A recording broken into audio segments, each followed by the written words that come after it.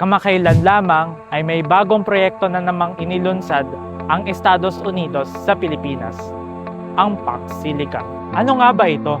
Makatutulong ba ito sa ating pag-unlad o magsisilbi lang sa interes ng mga dayuhan? Halina't alamin sa likod ng ingay.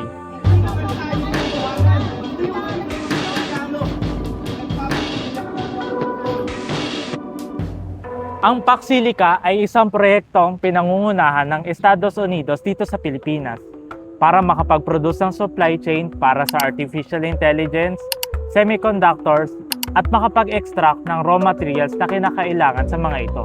Kasi ang hinihingi ng US is economic security and immunity. Ibig sabihin, di tayo makakapasok doon, kung ano man ang mangyari doon, talagang pag-aari na nila. At alam naman natin anong naging epekto nito sa mga katutubo. Sila yung naging target practice, di ba? At sila rin yung mga nahirapan kasi they were displaced, no? Layunin nito maging independent sa China na siyang nangunguna ngayon pagdating sa technological development. Yung ating lokasyon ay malapit sa China, malapit sa Taiwan. Kumbaga, malapit doon sa kalaban ng Estados Unidos. Kaya napaka-importante na lubusang makontrol ng US itong ating bansa. Para maisagawa ito, magtatayo ng AI Technological Hub na sakop ang 1,618 hectare Economic Security Zone sa New Clark City sa Tarlac. Ang mga pinakabago itong sa PAX Silica, saka Economic Security Zone, na magbibigay daan naman sa matinding plunder o pandarambong ng ating likas yaman, particularly yung ating minerals. At gagamitin yan para sa manufacturing ng high-tech artificial intelligence para sa industriya ng US at kanilang mga alyado. Bukod sa Estados Unidos at Pilipinas, kasama rin dito ang kanilang mga kaalyadong bansa tulad ng Israel, Japan, Australia, South Korea, Singapore at United Kingdom. Habang non-signing members naman ang Canada at Taiwan.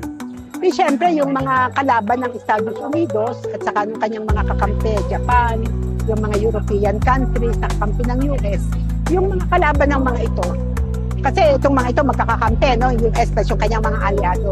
So therefore, yung mga kalaban nila ay magkakampi-kampi rin at yung ating bansa mismo ay nagiging kalaban din nila. Kaya, kumbaga, tayo ay nakakaladkad sa gera.